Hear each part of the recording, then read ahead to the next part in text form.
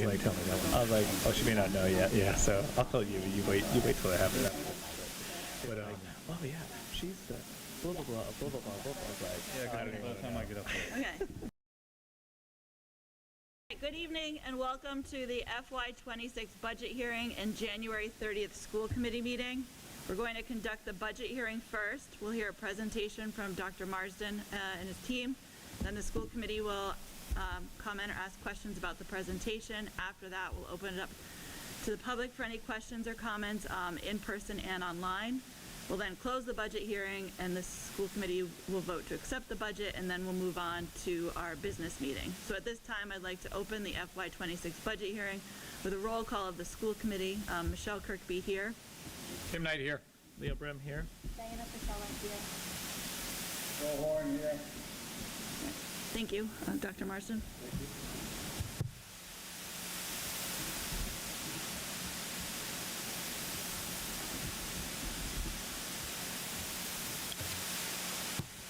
Thank you, Madam Chair and members of the committee. Thank you for the opportunity to present the FY26 budget.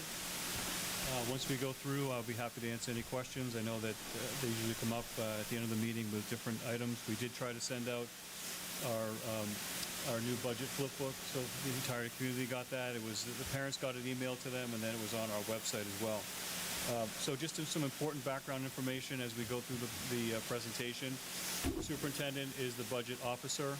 The three general areas of responsibility for the superintendent as budget officer will be the budget preparation, budget presentation, and the administration of the budget.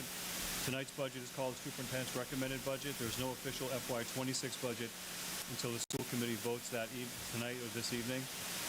If the budget is voted tonight and is submitted to the town, is obviously not necessarily the final budget. We have a few months to kind of work on that. Changes can still be made, and the organization and line item of chart of accounts are assigned by DESI. So as we go through this, sometimes things don't really make a lot of sense, but we have to follow the DESI chart of accounts as we go through this process. Some important budget terms as we go through. Chapter 70 funds, those are the state funds earmarked for education. Those are sent directly to the town of Medfield. We do not get those directly. Circuit breaker is a state reimbursement for special education costs. Those do come directly to the district. Our collective bargaining, or CBA, those are our contracts with our teachers, teacher assistants, custodians, secretaries, and cafeteria workers. We are currently negotiating with Unit B, our teacher assistants, as of today. Steps, lanes, percent of increase, and longevity, that's the pay structure that are in our CBAs. So a step is a yearly increase on the salary grid. Lanes are an increase based on degree attainment, and in this year we've had the most horizontal moves or lane moves we've ever had. We have 43 this year, which is a lot. So you can see how that plays into the budget a little bit later. Percent increase is the amount added to the base, which is usually your COLA, and then longevity is a bonus that folks get when for accrued time in Medfield. FTE is your full-time equivalent. Full-time employee or a fraction of a full-time, and level service budget is same people, same programs. Aside from a few of the positions you'll see in here this evening that we'd like to add, we're essentially a level service budget in FY26. And then our capital budget is separate from our operating budget, and it's typically the larger purchases of 5 years or more, which we have a slide on that going over what our school department priorities are for FY26. The structure will be our mission statement, our budget timeline. We'll go into the process, the assumptions, and the drivers, some of our strategic initiatives, student enrollment, which obviously plays a big role in this, our budget offsets and revenue. So what we typically get over $3 million in budget offsets and revenue that we supplement our budget with. Our FY26 analysis of pupil expenditure, how do we stack up against surrounding towns, and then our capital events going forward, some of the needs we have.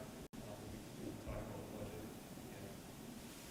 Always like to frame what we do with our budget around our mission statement. This is the mission statement we developed with our new strategic plan. At the Medfield Public Schools, in partnership with families and the community, fostering safe, inclusive learning environment, empowering our students to meet high standards, adapt and change, and become responsible and contributing members of society. And also our core values at the bottom of the page, and you'll see those throughout our presentation. So our budget timeline is similar as it's been in previous years. It started in October with the warrant committee giving the preliminary guidance to us, and you'll see that submission of budgets went into November. Our annual budget, initial budget, meeting in December. We always do that the first meeting in December. And then we go to our submission of our budget after the public hearing in January, annual town meeting on the 5th. One of the things that we always like to highlight is the process is Michael and I had 21 budget meetings this year, meeting with the directors and our department chair to review requests and our principals as well. So that has always been a really good process in which we try to look at a zero-based process in which we ask people what they need, and then they tell us what they need and build a budget based on that. Some of the assumptions that we did going into FY26, that our federal entitlement grants would be level funded. That was kind of interesting this week when they were frozen and then rescinded 2 days later. So we're still planning on those entitlement funds will be there for FY26. Chapter 70 will be increased by 178. That's the biggest increase we've seen in years here, and that's the governor's budget. That's the first one that's out right now. You know that the House and the Senate will also put their budgets together, but to start at a 178 increase, we typically get about 63,000 of an increase. That's a great start for us. We're continuation and reduction of our tuition full-day kindergarten. So we, as you know, we are moving toward a transition of no fee-based kindergarten for all students in Medfield. This is year one of that, and you'll see how that impacts our budget as we go through. And circuit breaker, we funded at 75%. You know, we have a belief that circuit breaker will be at least 75%. That's what the statutory is, and they're including more transportation in that this year. So we're looking forward to that. As I always say, I've seen as low as 42% on some years. With 75 has really been a great way to offset our costs and tuition for special education. Our budget drivers are no different than any other school district in Massachusetts. Personnel, number one, always 80+% of your budget is personnel. Technology, transportation, student services, you'll see how that plays out as we go through the presentation. Existing staff, this is what causes the 4.1%, 4.17% increase as we go through. Again, it's always staffing. That's the majority of our budget. You can see the teachers, steps, lanes, percent of increase in longevity. There's an increase of 1.2 million in FY26. You'll see that the paraprofessionals goes down 38, and that's just a mechanism of us moving more paraprofessionals into a grant and revolver. It's not a decrease in paraprofessionals at all. And then all other staff within our district, 188,000 increase. The new positions that we have in here, we're not adding two new kindergarten teachers to our staff. We're just moving them from the revolving account into the operating budget. That's what you see the 149.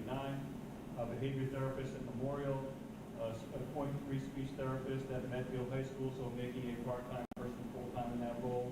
And then adjustment counselor at Dale Street. That request for that was a 1.0. We're going to look at funding at 0.5 for that particular position.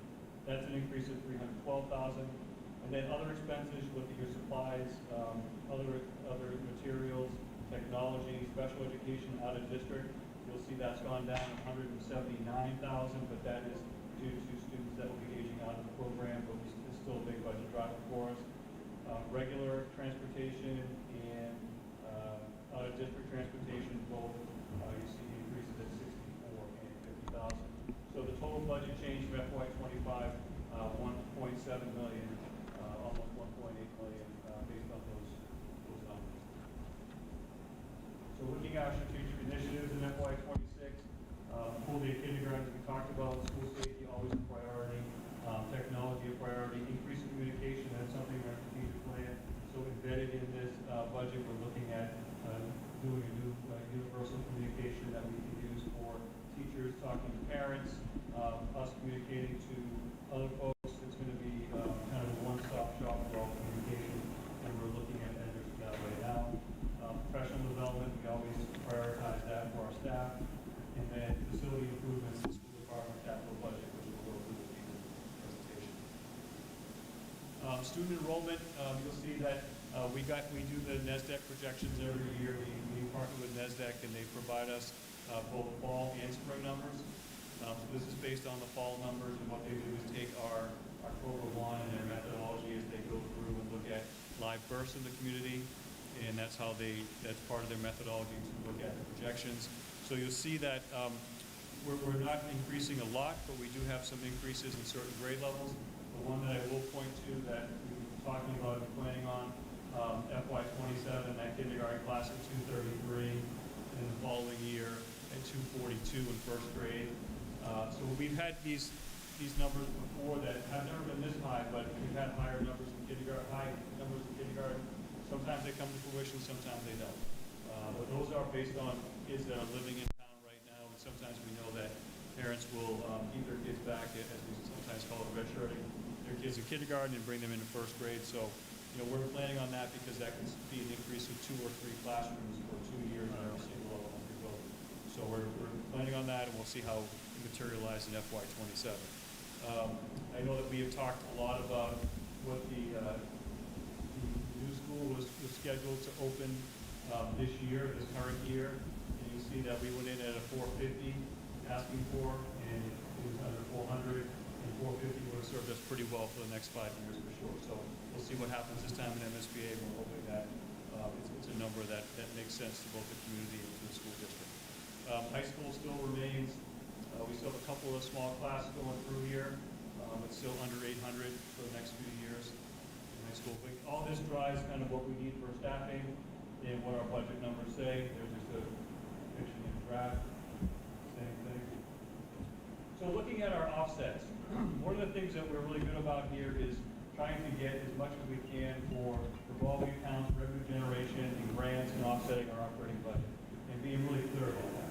So you'll notice that special education circuit breaker, we're looking at $685,000 projected revenue, and that goes including to tuitions for outside placement for students in outside placement.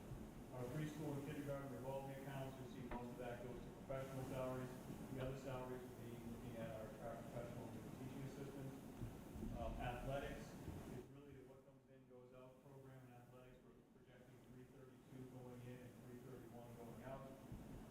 Building use, we tend to carry a little bit of money there, but we pay a lot out of overtime when we do rentals on the weekend. We have to pay custodians to be there, so a lot of that goes to that money. Parking fees at the high school, intramurals at the high school, at the younger grades. Music lessons is another one that we have where you see most of the money that comes in goes right out. Before and after school care, not a lot collected in terms of revenue in that, and that we may see a change in that depending on what happens with mapping Kidsborough after or before school with a new time change. So we're still working through that a little bit, but we may see that revenue go up in the after school capacity. We use some in-house after school to help other people map Kidsborough with the need.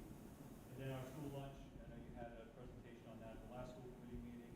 A lot of that money goes to our salaries and then the supplies and services that comes out of the food service program.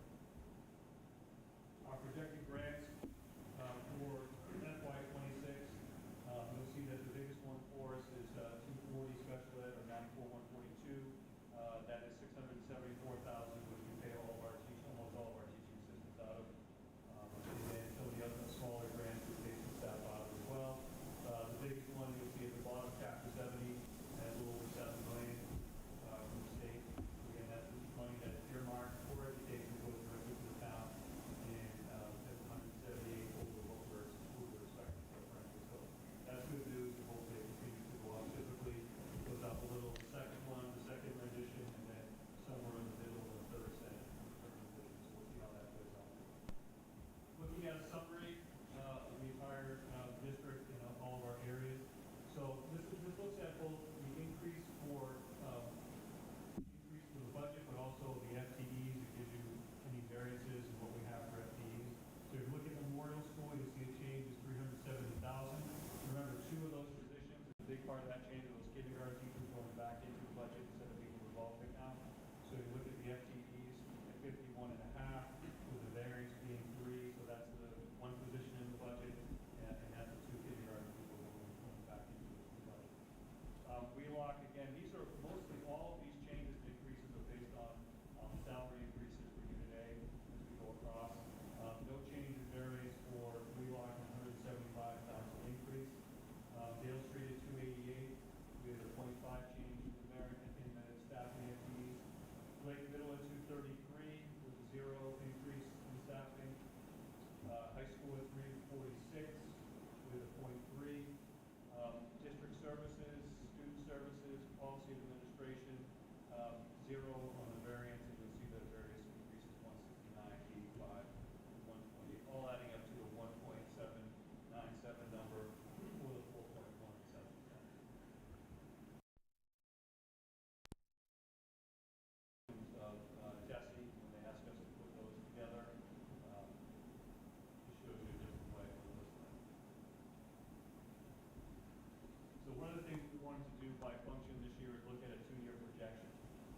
part of our planning that we usually do internally, we do projections for a couple of years internally, but we actually never shared it publicly. So we thought that would be a good idea to start sharing that publicly, so both the warrant committee and the community can see what we're thinking in terms of what costs would be. We used a certain methodology, which I have to put up my cheat sheet on how we use the methodology to get to that. We looked at what the averages are going to be in those certain areas. So with district leadership, we looked at we tried to establish what those percentages might be as we went through. So we put a 3% increase on district leadership for FY27, FY28. For instructional services, we looked at the average for instructional line items for teachers. Average over the last few years has been a 5% increase. So we added 5% to FY27, FY28. We looked at other student services. The average has been 4.02, so we added 4.5 just to be safe for those 2 years. Operations and maintenance was a 1.43% average. We added a 2.7%. Fixed charges, 5.75. We added 2.7% to FY27 and 28. We did the same for replacement of assets. And then with programs, we added what the state has been increasing out of district placement at 3.67%. So by using that methodology over those 2 years, that's how we got to the numbers that you see. So are those numbers bigger than what we expected? They probably are. But we wanted to give the warrant committee and the community a sense of what we're looking at for increases in the next couple of years. So looking at the 4.17%, the 2 FTE kindergarten from the revolving account, the 1.0 full-time equivalent BCBA board certified behavior analyst at Memorial, 0.5 adjustment counselor at Dale, increases to our instructional software and software licenses, increase to cost of living, steps, lanes, longevity, increase to transportation, both general and special ed, and then increase to supplies and services. So essentially, you take the first 3 bullets out, and we're looking at a level services budget. Security amount. So here's our current budget gap with the warrant committee. Right now, we're at 251 is our budget gap. Has gone us at 3.6. When again, we're at 4.17, so this scope of work we need to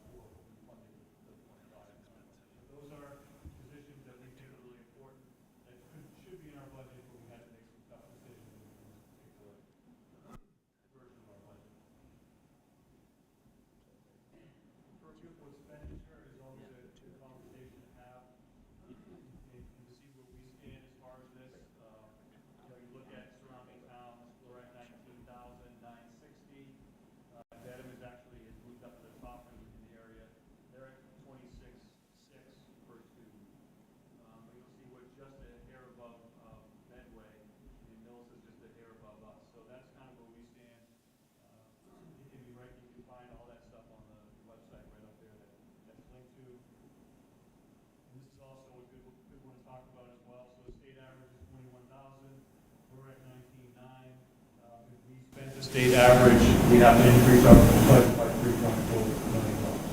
So think about it that way, that we're still under budget. We're also generating revenue and grants of over $3 million, but we could add another $3.4 million if we just spent the state average. So our school department capital budget priorities for FY26, you'll see these are all building-based capital issues that we're trying to rectify. At the high school, looking at electrical upgrades, the building envelope, so looking at repointing brick, doors, windows, that kind of thing. Medfield outreach work, that's on the town side, but the town asked us to include that on ours because it's happening at our school, but that is a town capital priority. We replaced some flooring within the high school, HVAC improvements and repairs, and miscellaneous site work. Same thing at Blake with the site work, the building envelope, flooring replacement, interior improvements, HVAC repairs. Both Dale Street and Wheelock have the type of floors that have asbestos in them, so we need to do abatement in both of those. So whenever we replace flooring in either Dale Street or Wheelock, we need to factor the abatement, which is why you see it increases a lot in terms of the cost. And then looking at HVAC upgrades and repairs and flooring at Memorial. And then we're going to continue. We did half of the high school block with paving this past year. We'd like to finish that off for next summer. We work closely with DPW on that and try to do a couple of jobs with them so that the price goes down. That worked out really well for us this year. So the total request is $1.1 million. And the big thing is, excuse me, that's kind of hanging over our head as a community is that we need to have new roofs in 4 of our 5 buildings. So when this building in Blake switched, and they flipped high school, middle school, and they redid all that, they didn't put new roofs on them at the time, so the roofs are way past their useful age at this point. The same thing with Memorial. When that was redone, the roof stayed the same. And then Wheelock Wheelock actually has an old roof that has ballast on it, so it's rocks all on top of that roof.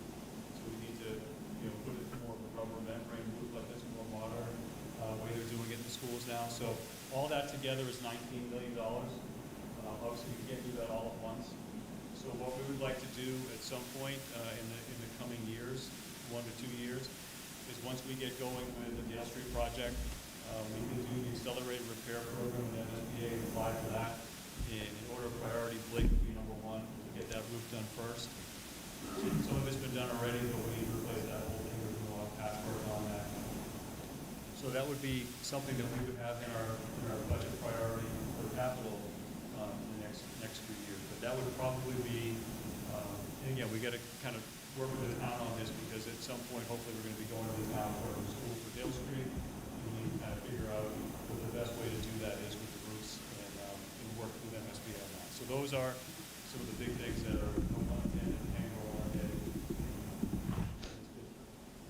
So going forward, we have school committee meetings on the 13th of February, 13th of March, and the 27th of March. Warrant committee is scheduled for February 11th, and then our final budget and town meeting.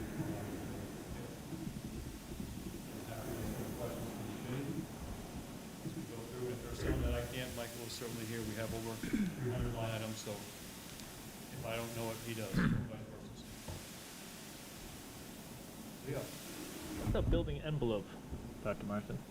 So that's everything outside, doors, windows, any of the soffits, any of that stuff, looking at repointing bricks, all that kind of stuff. Anything to do with that outside of the building. And there's a whole list of things that can be done.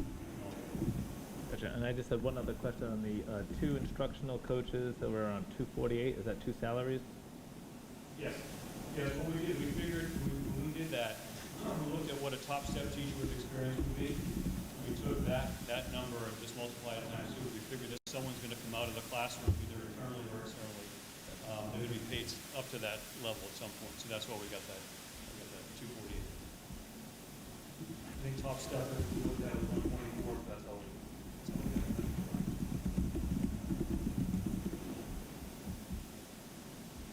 I had a few, I'm going to check in a minute, but just, is it gap in the per pupil expenditure compared to the state?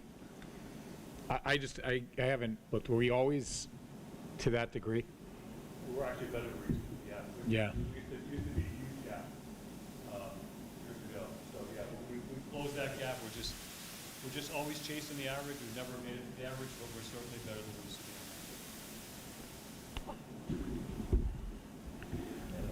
I mean, I guess that depends who you talk to. I mean, I think we're getting better and better, but people might not think it's getting better. They might like it the other way, but it's less. I want to thank you and your team for putting together the digital flip book. I felt like that was an easier way for the community to kind of get a better understanding of the budget process. So thank you guys for putting that together and getting that out there. My question is around, I feel like there was some confusion this week on like a federal level around finance and budgets. I was also reading a report today that Senator Markey published in 2017 that discussed the fiscal impact on Massachusetts under this administration. So I guess my question is, what concerns do you have, if any, on losing any sort of federal funding going forward? And do we have any sort of safeguards or any way to like prevent grants from being lost? Yeah, I think the big thing that I worry about is the 240 and the 94-142, that grant, because it's a federal entitlement grant, so it's based on a formula that we get, that every community here gets in the state of Massachusetts.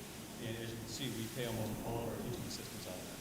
So if we were to lose $600,000 or $700,000, I'm not so sure how we make that up. We have to pass it, either the state would have to recoup it, which I doubt they would, or we'd have to pass it on to the budget or just make a lot of cuts. So I worry about that. I mean, some of the other ones, sometimes we qualify for Title I, sometimes we don't. It all depends. We've had years where we've gotten Title I, and we've gotten years we've planned on it, and then we get an email in July saying you don't qualify for Title I. So we're kind of on that cusp of a district where sometimes we do, sometimes we don't. So that would, that certainly helps out when we get it. And some of the other ones are a lot smaller, but that 240 is critical to us.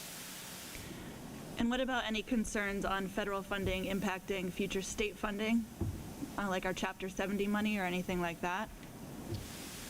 Yeah, that could happen. I feel like, the reason why our number is up a little bit this year is that the governor decided to dip into millionaires tax as part of her budget presentation, which was great because I think when it was passed, it was sold on education and transportation. And then in the fine print, it was higher education. That's where it went, right? So the first couple of years went to higher ed. Now it's coming to us, which I think is great. So that would be a great safeguard for Massachusetts that they have that. So I don't see that as an issue impacting the local or the state. It's more of those federal entitlement grants that we all get. I mean, if we get the size of us, if we get almost 700,000, imagine what the cities get on that. So everyone counts on that. Right. It's a big chunk of money for everyone each year. So that would be a big problem if that went away. At our December meeting, the preliminary budget was at a 5.89 increase, and now we're at 4.17. Can you talk a little on how you got the number down a little bit? Sure. Yeah, so one of the things that during this process, in the months from December to now, is we get a little more clarity on certain things, like, for instance, special education. We get a good sense of what that's going to be going forward.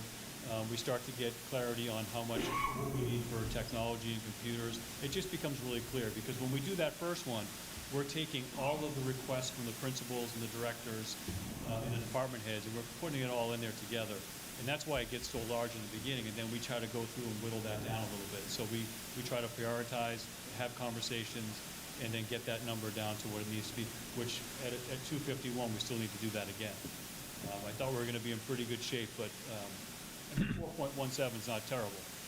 It's a manageable increase, but I think if we want to hit that target, we need to do a little bit more discussion. And again, once the clarity starts coming in with what we need for FY26 as far as staffing, as far as tuitions, those kinds of things, then we'll have a better idea. So it just takes a little. It's weird because you start this in October and you're doing it for next July, and a lot of things happen in that time. So you have to make adjustments and pivot when you can. But that's what we're going to be doing next few weeks. Okay. Understanding that we continue to have a wait list for the preschool, do we have any sort of sense on the revenue being missed by not being able to offer preschool to everyone who wants it? A lot. Yeah, I mean, I think we still have pretty good numbers on that wait list, and I think the preschool WheeLock has been a huge success. Those kids are part of that culture, part of that school. They love it. And it was great that they could loop together the 3 to 4-year-olds, which is awesome to have them in there for 2 years. So we're planning on doing the same thing next year. We have a 3 and 4-year-old, 3-year group loop into a 4-year group.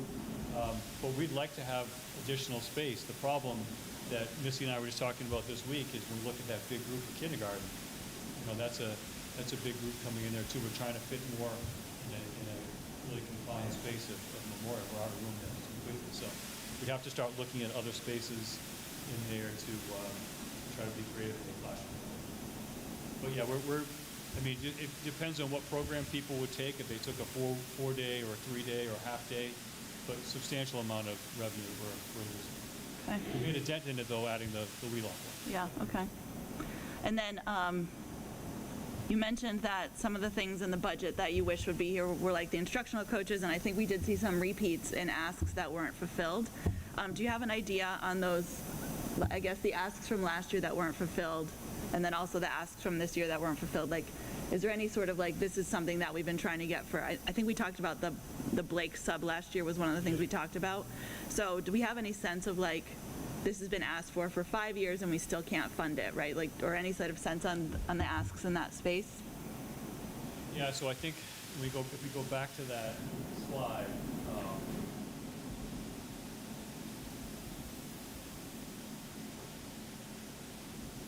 the wellness teacher one at the high school was a reduction that happened a couple of years ago. They just want to come back to make whole again. The building sub at Blake is certainly something we've asked for. I know that model's worked really well in other schools. So, we're still looking at that possibly as it all shakes out. That could happen, but we don't know at this point. But we didn't know enough now to put it in the actual budget. I would say the math specialists have come up every year, especially the last 5 years. In implementing the new math program, I think having a math specialist that could both work with teachers to support them and with kids would be a great addition. There's nothing up there I wouldn't support. I think it's all really good stuff. It's just trying to make the numbers work. Do you guys have anything else? I have a couple. Okay, go for it. I was trying to do quick math, and then I think you did it for me. But can you explain, you said regarding the teacher's revolving account and that shift, the term you said was be level, without those, first 2 lines, it would be level service. Right. So level service is just same people, same programs, right? It's existing from one year to the next. So if you take away those first 3 bullets, the budget is essentially level service. And that's what I did quick math, and it showed like 3%. Like so without that, is it really 4 point, like the 4.17? You probably hit the target, I think, if we pick that up. Yeah, that's what I was. That's where I was going, because I dropped out 1 point. Although that seems high. You think we hit the target if we you'd hit the warrant committee target? So that just. I think and that's something you guys can make that decision if you want to do that. We wanted to keep true to what the plan was to go towards no cost full day kindergarten. So that was year 1 was putting the teachers in like that. But if you folks want to put us in a different direction, we can certainly do that. Yeah, I was just more thinking about, to be honest, how we position it. Like that, to me, that's a, to a certain degree, it doesn't feel like you're actually asking for the full, we're full, it's not you, once we vote it. Are we really asking for 4.1? That's a good point. Like we're doing it's a strategic decision, but it's just an interesting way to look at it. 'Cause no matter what, I see the 256 of what you really want, or roughly 250 of what you really want, and I see another 250 gap of what the warrant committee wants us to hit. Right. And those are both going in the wrong direction. Right, so it just, when my head looked at it, I did that quick math, and I came up with, I went from 1.041 to 1.033. And it was just a different way to think about it. I think as we get closer to, like if we're looking at, if the gap is persisting into April, I think that's a conversation that we have, how to get it down to that number. If it's still a 250 gap or still 200 or whatever that is, then I don't think it will be, but if it is, then we'll have to have that conversation if he wants to go that direction. Jeff, I guess, which of these positions are directly correlated to gaps that we're trying to fill? Particular, I see reading specialist at Wheelock. I mean, .3 is not a lot to make up in our budget, but how about the math specialist at Dale, right? So are we seeing a dip in math performance? I know overall that, the averages just came out across the state, and I'm not recalling our performance on the recent MCAS performance, but are we asking for that for a specific reason? Is it something we should prioritize?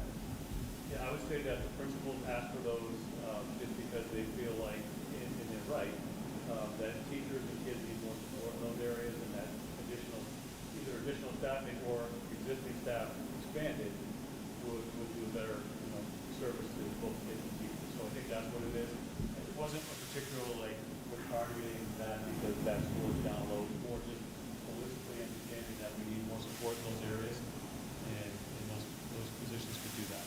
I guess I would ask, is this a prioritized list, or is it, if we asked to prioritize, what would be at the top? Okay. Yeah. If we were to ask for a prioritized list. It would look different. Okay. Yep. Diana, do you have anything? Will, do you have anything that you want to ask or comment on?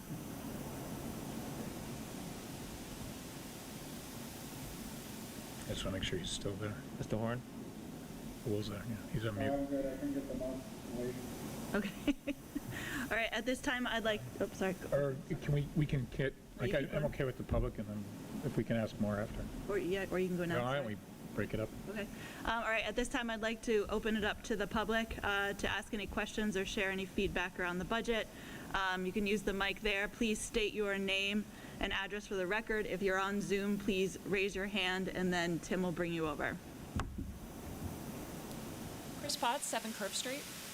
First, I wanted to just congratulate everyone on that great flip book. It really was excellent, and it was just phenomenal. It was so user-friendly. It was really easy to look at all the numbers, so I just wanted to make sure to recognize that because it was really fantastic.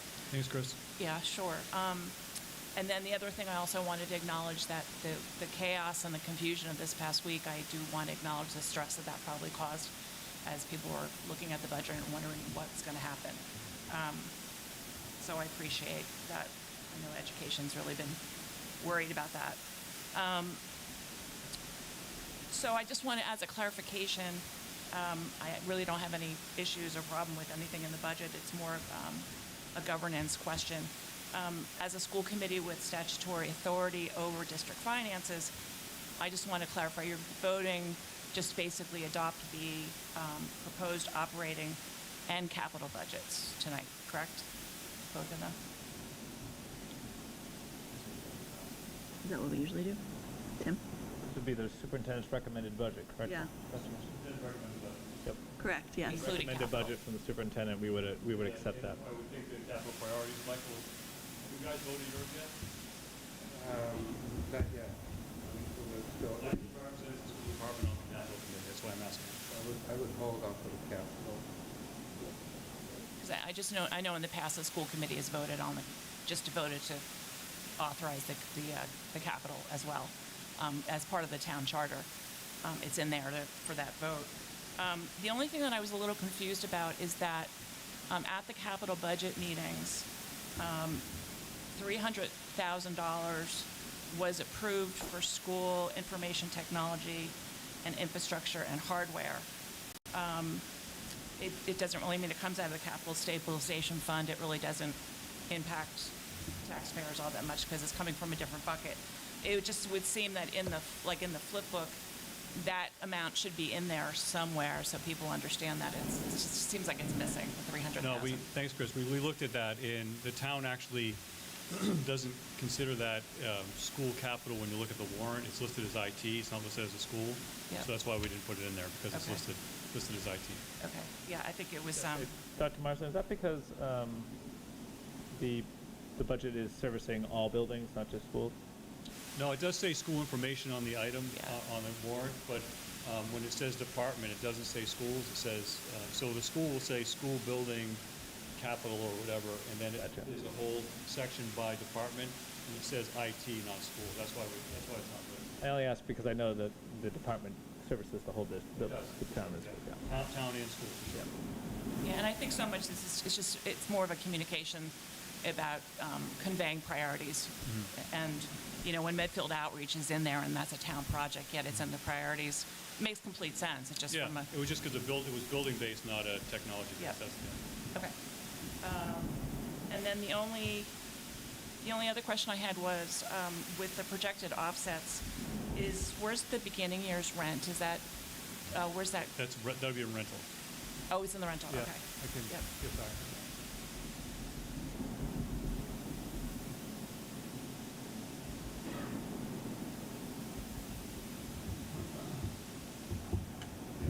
Building use. Building use. So that's, building use would be Oh, okay. that, it would be, Building use / rental. it would be basketball on the weekends, all those things. Got it. Okay, thanks. And then the only thing I would ask is that, it's been said all along, and it's said every year that, the budget's going to constantly evolve and change until we get to town meeting. And I would just ask the school committee just to consider taking public input at the meetings, at the end of your discussions, if there's any significant changes on the budget. And that would be the only thing that I would request for the benefit of the public. That's it. Thanks. Thank you. Thank you. Anyone else? Are there any hands raised online? Anyone online, if you would like to raise your hand and ask any questions? Nobody's got their hand raised. Did you have more questions, Tim? Yeah, I had a couple other questions. One was related to capital budget. I would have thought I would have seen a higher number for Dale, just because things seem to happen. These are preventative measures, not kind of the things that happen as they go along. We spent a lot on Dale the last couple of years. In the summertime, redoing ceilings, floors. So yeah, I think we made it a priority for the last few years, and I think these are the things that really have to get done at this point. And then when the unexpected happens, that comes out of operating? Operating. Or if it's really, really unexpected and really bad, then we would ask the town to help. Yeah. Okay. So I just something as I looked at it. I also like, Michelle, kind of where you were going on the full-day kindergarten. When you think about the offsets, are there other places, strategic services actually also, are self-funded? It's something to think about. I don't have an answer to that, though. So I had the...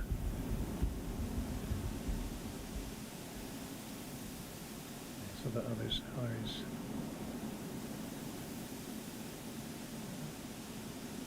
I think, Michelle, you answered it. The, even the school lunch that we have now, like, you kind of asked about that on the federal. Has anybody ever talked about losing that program? That's a good question. Yeah, I have seen that in things I've read the last few weeks, that is on there. So that would be a huge problem for us as well.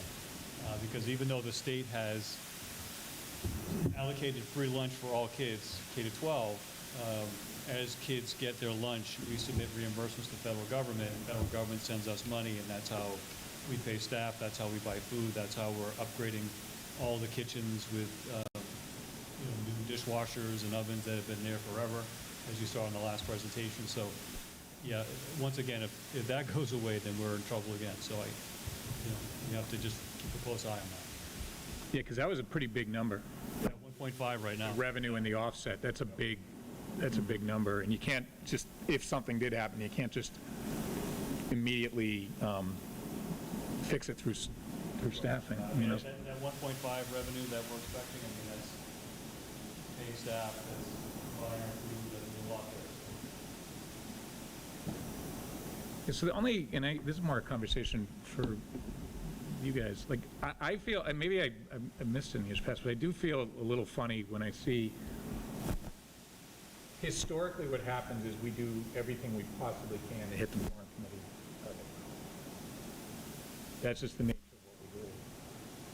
And so that makes me nervous, and then I see some of these positions that you've asked for years, like areas of math, jump off the page, instructional coaches, and I just see where things are going, where there's so much energy around helping the kids with mobile and what's going on. That's the only thing that it doesn't feel right to me, that there's a $250K more that we need, and the warrant committee, we need, that we're going to be asking you to cut more.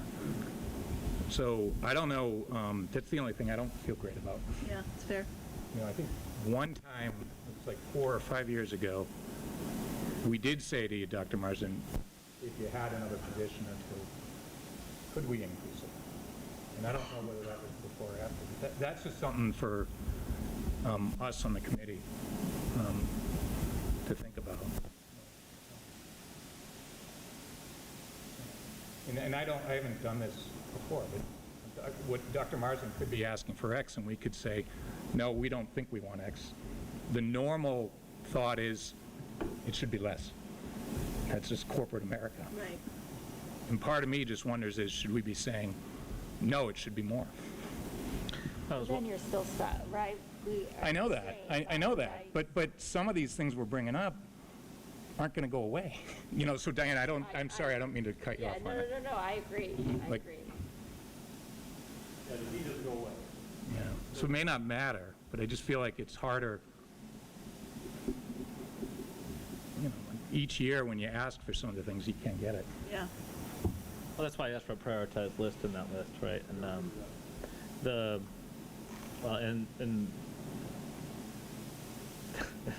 and flipping the role, I guess, obviously what I do every day, like the expectation is Yeah, that you have more Dr. Martin's team will tell us what's important and what we should be fighting for and what's at risk if we don't. What are we not achieving? To your point, Tim, what are we not achieving by getting that 1.0 math? So I'm looking particularly at the specialists, right? Reading and math specialists and our early grades that help us prevent, extra need later on in their academic career through our district. So, if by providing, additional supports at Memorial, Wheelock, and Dale, what are we saving? How are we accelerating and supporting students sooner as they need it, or identifying those needs sooner by providing those supports ahead of time? So I think that's, and some of those, in my opinion, from a budgetary perspective, were low-lying fruit, if you will, or smaller dollar amounts that we could possibly afford, with a minimal ask in our budget. So I echo the risks of the school lunch program and the other federal supports and what they mean for FTEs in our district. So. Yeah, I would say, I was just more, I raise that as a risk, the school lunch. They fall in the category of the things we can't control. Yeah. I raised that the level service in 3.03, how you look at it, that one, maybe it's like, I would say, hey, we stay the course, but we may want to have some additional discussions. Because it could be an offline conversation as we're evolving with the mobile technology task force.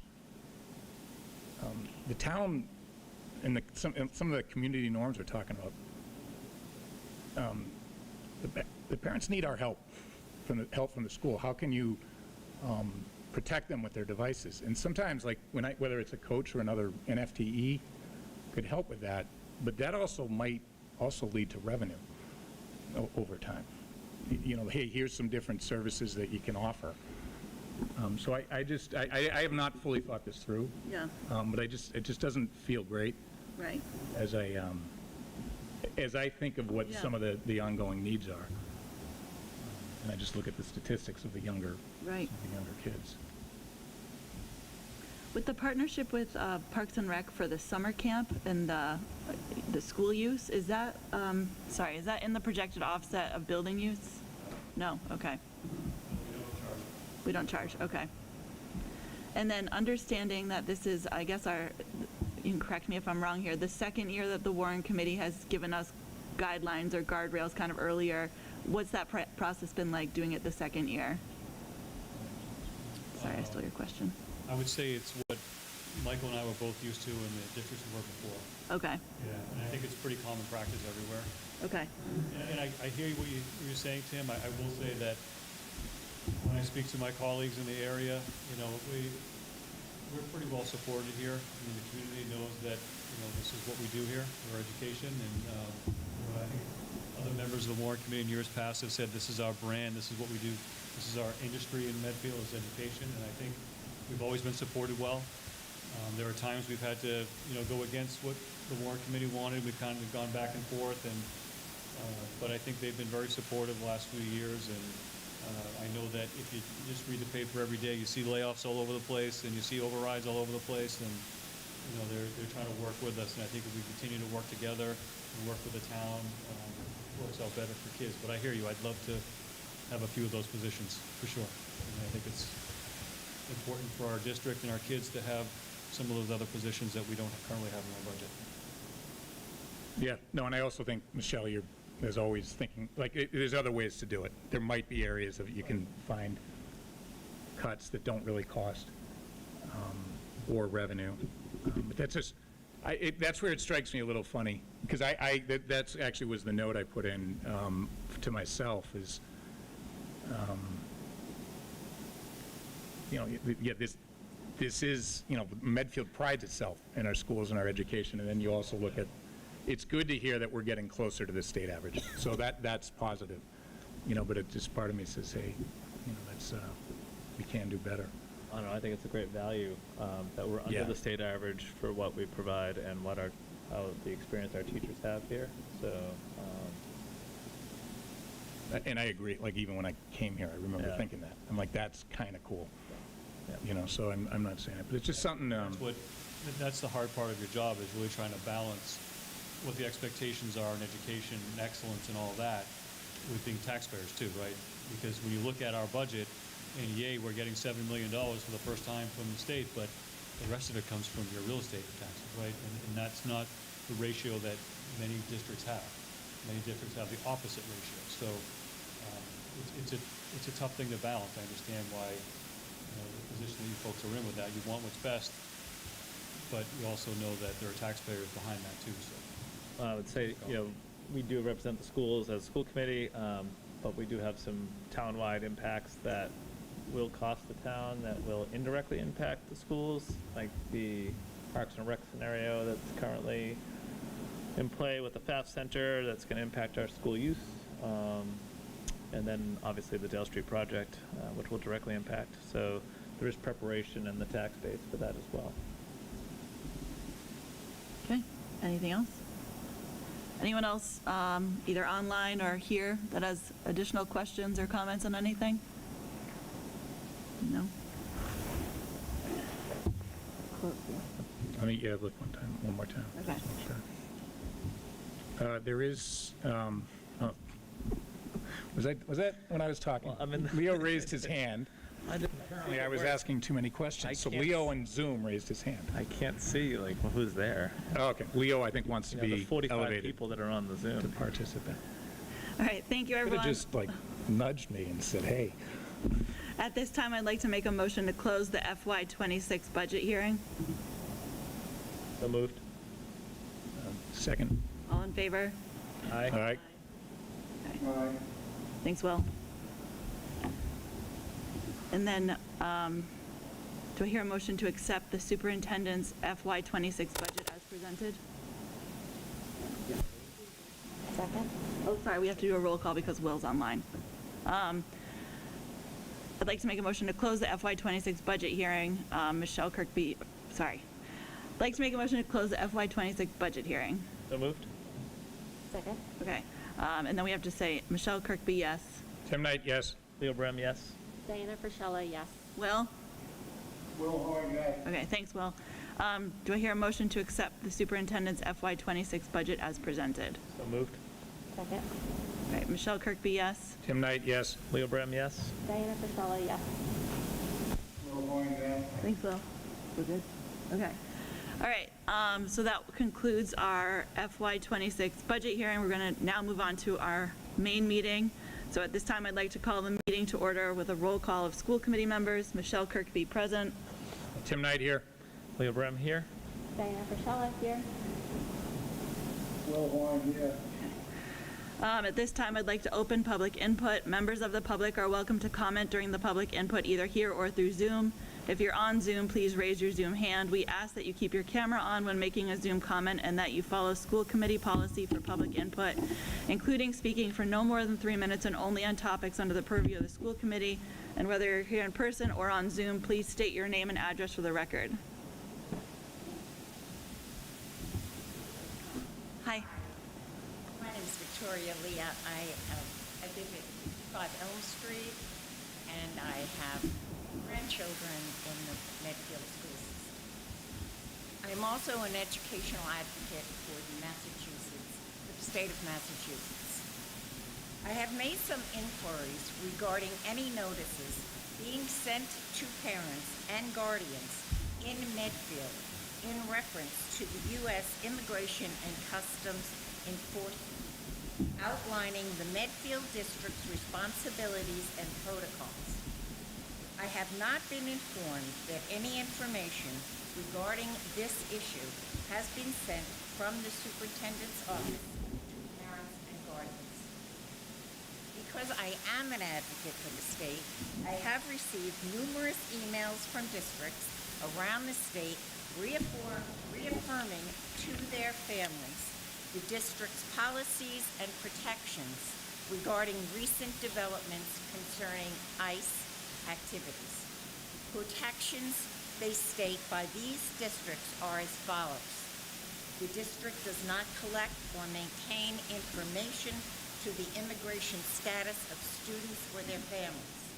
The districts do not coordinate with ICE. The district does not share student records with ICE. The district does not allow ICE access into our schools without a criminal judicial warrant signed by a judge. The district only dismisses students to people authorized by parents and guardians.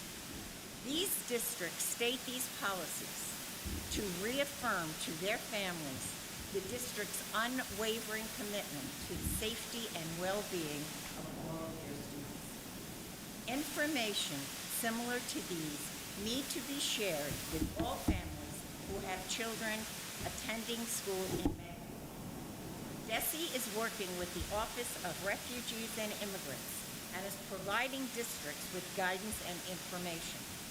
Last Monday, January 27th, DESE provided all school districts with an overview of legal resources and guidance for immigrants in the Commonwealth to be shared with parents and guardians.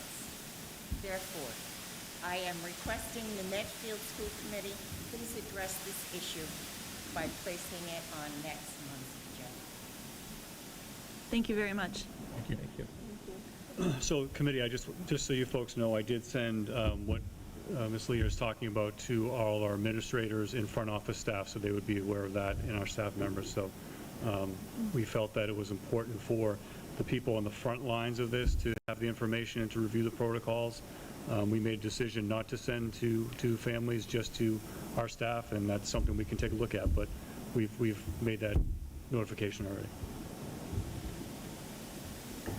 Any other public comment, either here or online?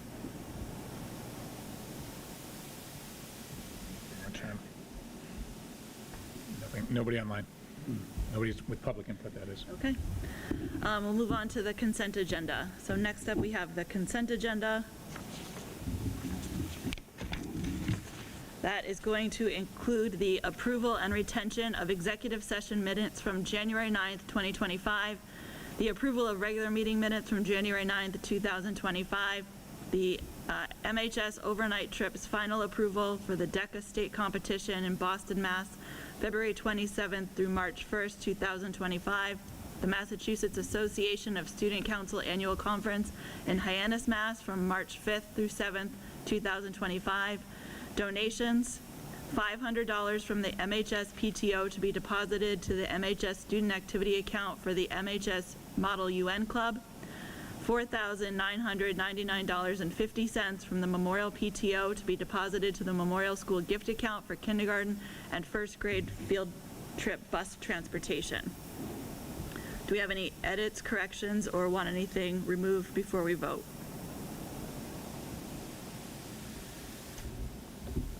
Do I hear a motion to approve the consent agenda as stated? So moved. Second. All in favor? Aye. I think we have to do roll call again because of Will. Michelle Kirkby, yes? M. Knight, yes. Leo Brem, yes. Diana Frischella, yes. Will Horn, yes. All right, thank you. Okay. So onto new business. The strategic plan progress mid-year update is going to be tabled and moved until next meeting, February 13th. So then we're going to go a little out of order and move the Medfield policy review up next. And Mary's here to. Got it, okay. Yeah. So thank you for moving that. Kind of a theme we've had so far in this meeting, changes at the federal level have caused us to have to look at our Title IX regulations that we had changed, I think, a couple of years ago. And our attorneys have reached out to us and let us know that we need to revert back to what we've done in the past. So Mary, I don't know if you want to add anything to kind of, sure, yeah.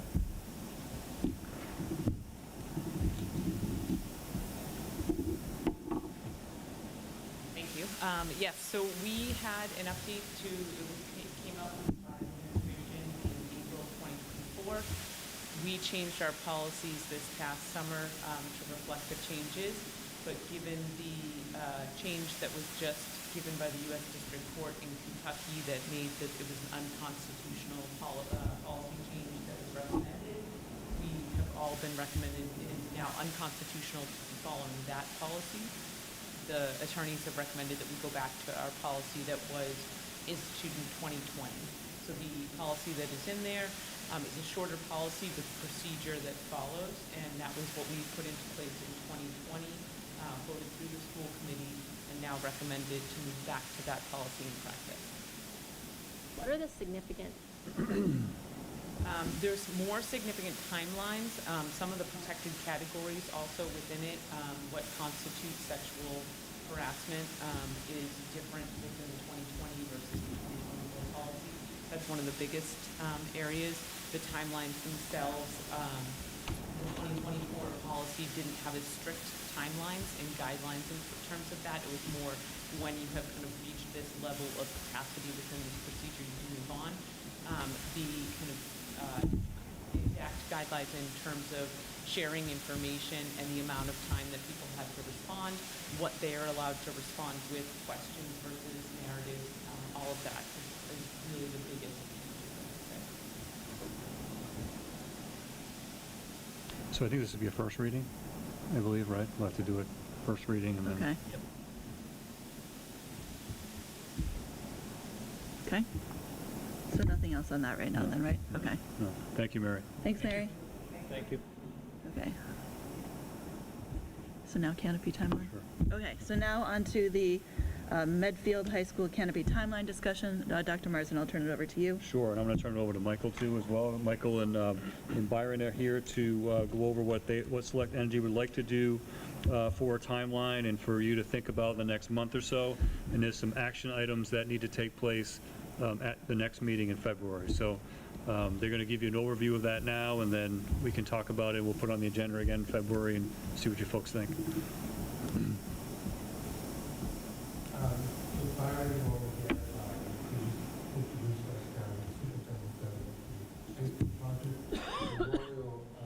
Thank you.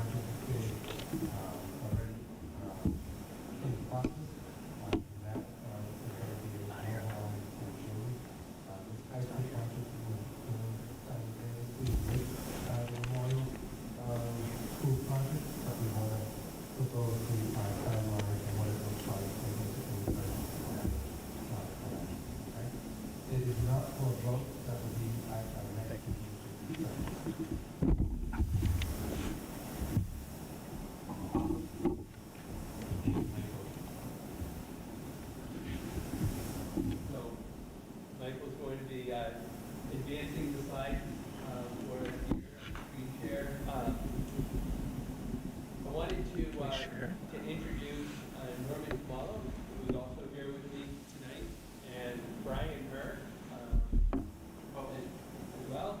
And just in terms of context, Brian is an executive vice president for Select and works with towns and customers all the way from the initial meeting through installation. And he's been with Select for a long time and is the chair of the Select Board at Hopkinton as well too. So feel free to offer any context and perspective. Everything you guys are just talking about, we talk about the exact same. And Norman has joined us, and he also focuses on specifically, municipalities and the development of solar within the municipalities. Love to have him here with us tonight. And he was formerly the town manager in Hopkinton, so I'm very familiar with government and policy. So with that, what brings us here today is an update and timeline on the high school campus project. We have been at this specific project for a while. You may have seen trucks come in to do some engineering, to do some scanning. And we also, Michael had said, have been advancing with the Memorial School. That's ready to go for install in June. And the blade system is fully installed and waiting certificate approval, and then it's going to go to Eversource and PTO. So this is, part of the path. What we've been expecting, and I know from the school committee's perspective, having the summer install is important, just for traffic and parking and everything. So that's where we are. So here's the timeline, and it may be a little tricky to read from there, but I'll give you the key items. Key items are that we are planning to mobilize in June, really as quickly as possible after the seniors leave.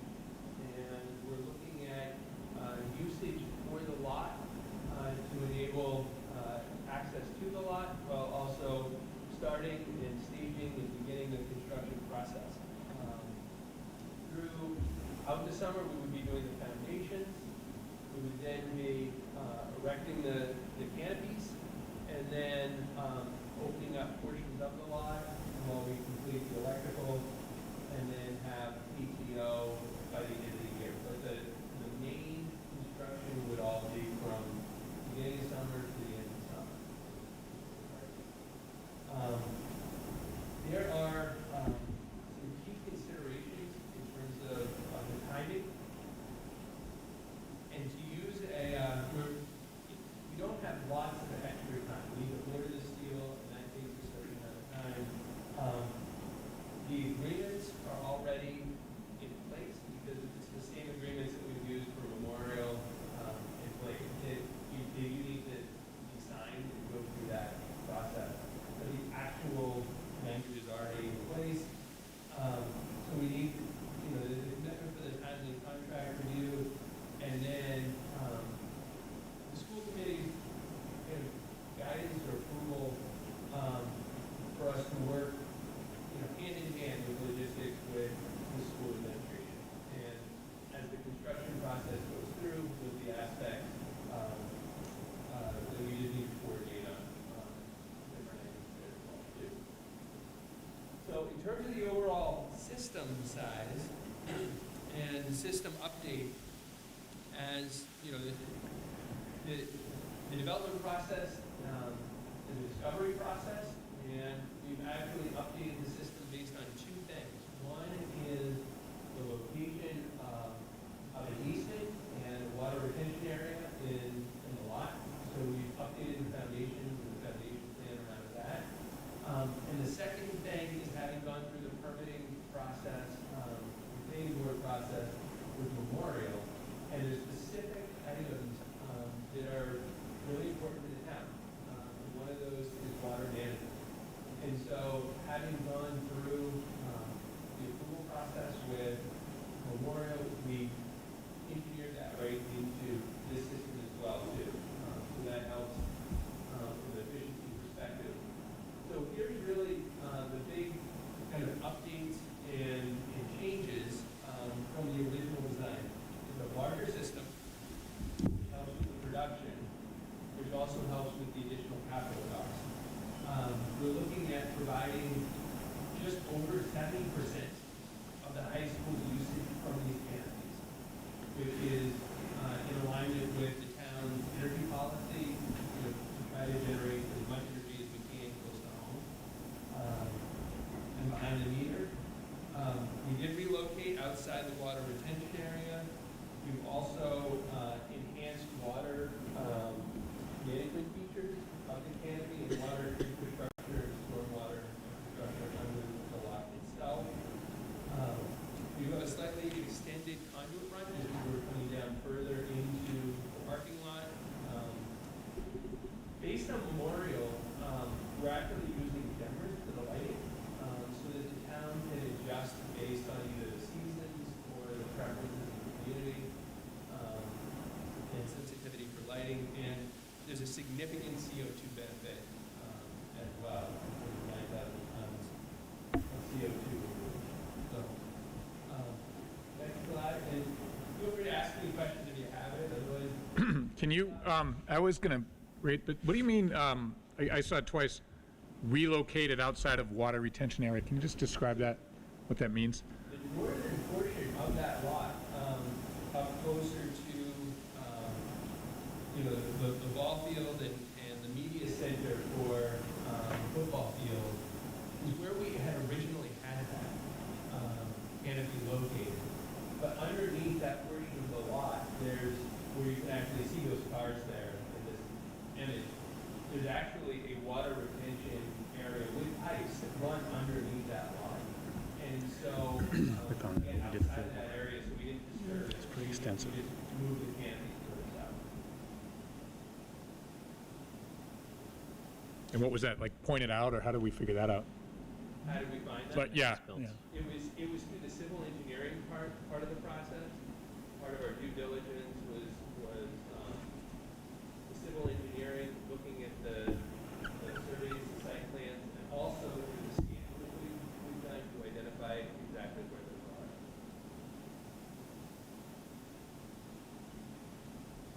Thank you.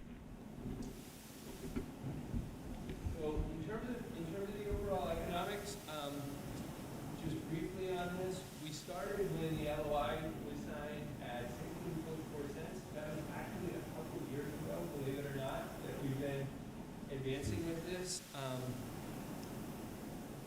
incorporate the water management and the underground infrastructure, which are truly improvements for the key infrastructure here. We have additional engineering and a longer conduit run as well that we've incorporated. And again, thank you to Maurice and Maria on their review to kind of help incorporate that, and then also help us think forward in terms of this specific design as well too. So they've been informing the process that we've been moving forward, which is great. The total install, PPA rate is 20.15 cents, which still generates a savings of about 1.1 to 1.2 million over the 25-year term. So it's a strong economic project for the town with additional infrastructure. And then the next slide.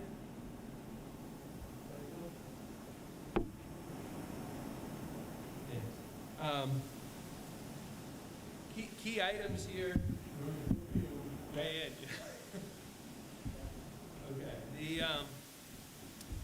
key items here at this point for February and moving forward is, obviously approving the canopy location where it is now, the timely contract review. We're going to, next step there is just to populate the exhibits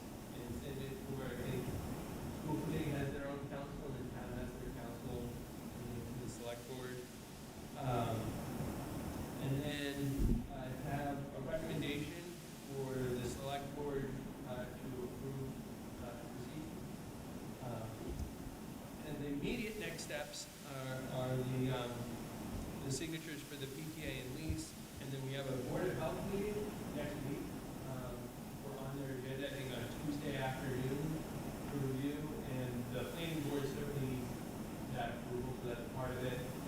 There's some peer review, the engineering that they're going through, and then the planning board approval as well. So those are the key items, and that's the status of the project. And we're excited. It feels, you know, not to go too deep on the winter metaphor, but it feels like, you know, you're cross-country skiing, you kind of have those tracks, and now having been done a couple of these here, you know, I think we can hit the timeline, we've got the tracks, and we have the process down, so. I don't know. Any other comments? Any questions? So, Byron, so you expect to start the high school project before the memorial school project then? They're both gonna be starting early June. Okay.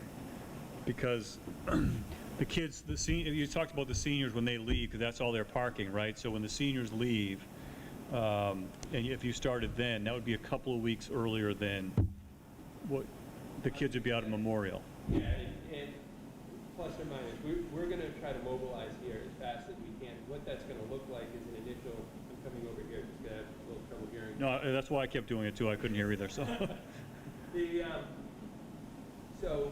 So yeah, we'll try to get everything staged as quickly as we can, and probably use some of those senior spots. Okay.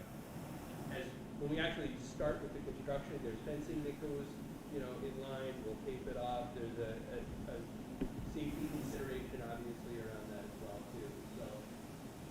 So we could just work together during that, because I anticipate that typically during those weeks after graduation that our kids are in state tournaments at home on that field, and they use that with large crowds for boys and girls lacrosse especially, so we'll have to just kind of work around that a little bit.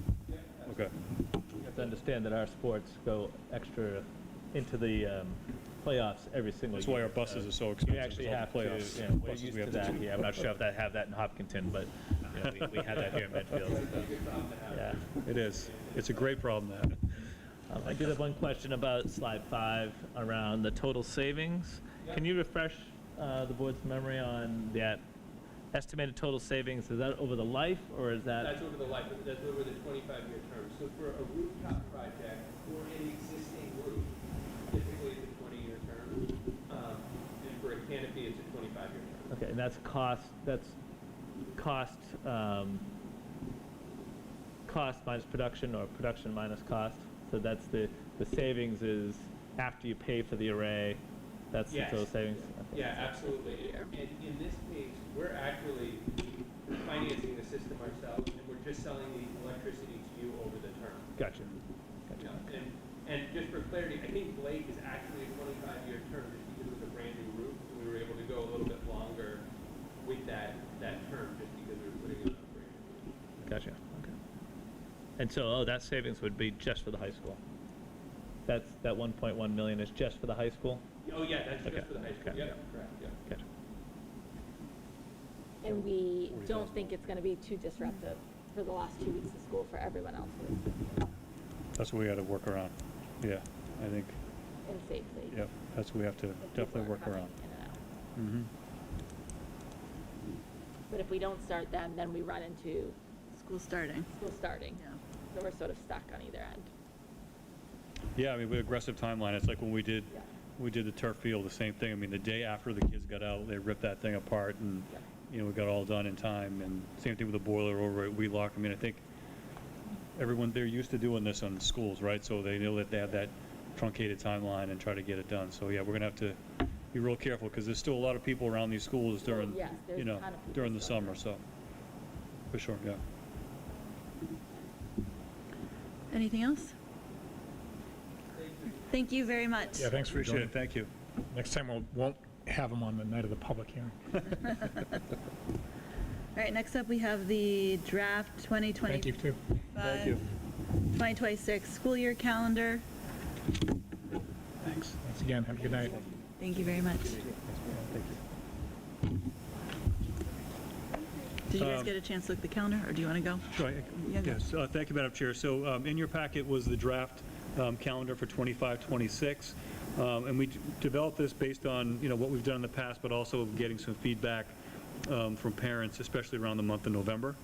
The month of November, this current year and the year before, I think was difficult because we had a lot of conferences and Veterans Day and Thanksgiving all around the same time. And then I think we had conferences on the same week as Veterans Day, so that was kind of problematic for parents. So what we did is move conferences later for elementary to the week before Thanksgiving and the week after Veterans Day. And we did not put a professional development day in the month of November, so we eliminated a release day there. So by contract, we have to have 6 professional development days. We do have that in this schedule. I will highlight that we do have 2 Jewish holidays this year. That doesn't always happen. Usually it's just one, but this is a year that we have 2 on school days, so that we're looking at September 23rd and October 2nd. And we do have a longer winter break than we've ever had, I think, in a long time, just the way that the holidays fall. So in December, we would be in school on December 22nd for a full day, half day on the 23rd, and then we would close the 24th. And instead of bringing students back on the 2nd on a Friday, we would bring students back on the 5th of January. Looking at surrounding districts, I think, and talking with my colleagues, everyone is taking that approach for those weeks. But we open to whatever you would like us to look at. And then we looked at moving. We had our full day professional development, our design your learning, or digital learning day, whatever you want to call it, each year. We had that in December this year. We've actually moved that till April next year. Back to April. Was it April? No, I'm sorry, March 18th. Okay. March 18th, which falls right before conferences at the secondary level, the high school. We like Wednesdays for that because it kids have that day off, teachers are here, and when it's bookmarking a weekend, it's not always great for either side, so I like to put it midweek. But I'm happy to answer any questions or any recommendations or things you'd like us to change or look at again before you voted. I think we've counted up the days, everything's where it should be, and So, I'll show you like that. I was just gonna say, I think that, and you just answered it sort of, like, I do hear a lot of feedback, like, why do we have these professional development days, or like these in the middle of the week? I think there's a lot of ask to make them on a bookend, Monday or Friday, because people who may want to do something, or if you're figuring out your work schedule, middle of the week can be hard. And the other thing that I wanted to talk about was just having the last day of school be the half day on Monday, if we don't have any snow days. So we would be going, I think, to the 19th? 15th. No, 15th. 15th, sorry, but the 19th with 15th is snow a days. half day. It's half day. Right. Right, so people, like, that isn't right. Could we get rid of a half day somewhere else to just end on that Friday if there's no snow days? We need the 180 days. I got a better idea. But I bet I know where you're going. could you get rid of a half day on like the Friday before Labor Day, or could you get rid of the half day on the day before Christmas Eve? Like, I guess, like, can you find that half day somewhere else? I know we need that. So I'm just wondering what, buddy. so a half day counts as a full day. Okay. Yeah. So So then I You're think we could swapping one decide, for do we another. like swap for the second Yeah. or the, like, honestly, like, people will ask, like, there's no purpose. Like, no one's learning, some people won't Going even come back, to starting school. the week is a thing. Yeah, Yes, I totally like starting understand. on that Monday for a half day. I was wondering if, Well, so to your point, we could move a different full day, because a half day Right, doesn't do exactly. anything, I right? wasn't thinking that. We So a have to full move, day, like, the second. but then you have one half day, we have one snow day, and you're back on Monday anyway. I know, but I feel like snow days, at least, you can't predict. Like, I think sending out a calendar that we already know that we're gonna do a half day on Monday Yeah. for the end of the year, So what I'm wondering, and I don't want to interrupt it. Yeah, no, But no, we're I- making the soup. There might be one or two other ingredients before. So like one ingredient is maybe move that half day. Leo, you said you had a different Yeah, idea. what's your Is that, idea? what ingredient are you thinking? yeah, how do we get 2 full weeks in, at the holiday break? Oh, I don't want that. Okay, time out. So this is getting, Michelle, I'm getting over, I mean, I get to be dramatic here. because then you would just send people, exactly, like, you just send them. Then the till last day becomes June Wednesday after. 17th. Yeah. Yeah. And then if Well, you then, have, then you don't worry about the half day on the Monday. well, no, but you worry Well, about, yes. Juneteenth on Friday. So then if you have one snow day, then you have Juneteenth on Friday, and you come back the following Monday. Yeah, No one and wants to I- be there They need two at the end of Sundays, June. you still have the no one 18th. wants to be there So if you have either one day. Sunday, you're good. Yeah. Where's And I the, also think, like, just a suggestion for the February 10th, early release half-day, like, and I know it's, a lot of people pull their kids on the 13th anyway before February vacation. People leave, like, why wouldn't we do a half-day ever on, like, a Friday before February vacation where people would actually, It's not the kids I'm worried about on those days. it's the staff. We want to make sure all staff's here, too. Staff attendance is a global issue across. yes, but I mean, I sort of feel like they should, right? If it's a full day anyway, I would think they would be here till 3 o'clock or whenever they're Well, normal. they are, because it's a full day, for sure, yeah. Right, so I'm saying whether it's a full day or if it's a professional day, like, Yeah, I think they're viewed differently. I would wonder too if. I hear you. but Oh, they're having I viewed- a just pro- think people are gonna pull their kids, and I get a lot of questions, Have a like, people will professional day say, that why day." do we have a Yeah. half day the week before February vacation? And if Actually- you're gonna do it on a Tuesday, why aren't you doing it on the Friday? Like, that just comes up in conversation. Yeah, I mean, we want to I mean, I mean, I'll push back a little bit, and you could be the other communities that are in Metro West that have one every Wednesday. Like, there are some communities that have a half day every single Wednesday, and we're not that, so I And I mean, think that's good, but I do think there's predictability about that, which actually makes the planning easier for people who need to plan. Fair. Ours is difficult to household or one household Sure, working yeah, I parents, see just that. because there isn't the consistency. And I know I don't think either answer is perfect, but I am just saying, like, the inconsistency can be hard. so if we did a consistent day, then at the elementary level, kids would miss that same thing every single Right. Wednesday, right? So it's just, I know, and You know. that happens at the middle school now, every time the middle would happen too, the high school wouldn't because they rotate, but Yes. middle school is going to be changing their schedule at some point with probably a rotation, but. I was going to say that all those changes, I think, after we see how the change in start times, which don't forget starts this year. It sure does. I think and I know the negotiation year starts, so I think it would be a strategic time for any schedule changes, as well as looking to eliminate a bunch of those half-days, because frankly, I think it is not dual working family friendly at all. I hear about it constantly. I do too. Every single time. So then what would be the option for professional I development think for we teachers? want to, well, I think we should talk about that, you know, in that strategic way, right? Whatever that might be, whether it's another day we negotiate in, whether it's the conferences become an extended day during, you know, using Zoom, because I think that is more convenient for others, and if it requires another time, you know, another time where it's face-to-face, those arrangements are made in some manner. Yeah, I mean, I'm not talking about the conference, I get that, that's good suggestions on that. I'm just thinking about professional development. We never, as you know, Leo, in schools, you never have enough time, right? That you can have people do this without paying them extra, Yep. right? So if we add days, that's not free. If we do it over the summer, that's not free. The So consistent- it's just the way I get it as, I mean, both my wife and I work, we went through it, so I get it. I think the consistent days is an option. In Newton, it was every Tuesday. K to 8 was I'm not sure it was quite half, but it was definitely earlier, right? And so perhaps that is something we review and we adjust the schedule accordingly to adjust for that. And I think it's going to require a committee. It's going to require work. But I think, you know, I think that we've proven that we can do that in this district and think creatively. So I would just, so this is always something that, so kind of a history lesson. 12 years ago when I got here, the issue was from the committee, because everyone was telling them, we get out way too late, Oh, I know. right? We get out way, so we don't get out late anymore, but we get out way too late. Like when I was coming from Rentham, I was out a week before you guys were, I had a week vacation What caused before I that? started in Medfield, right? Because you guys were still in school. So I think they had the a reason for policy. that? Well, the policy was if Labor Day was on a certain day, you started after, Labor right? So then when we came in here, I asked the committee to reconsider that and look at always starting before Labor Day, which is what we worked with the union on. So that got us a head start there.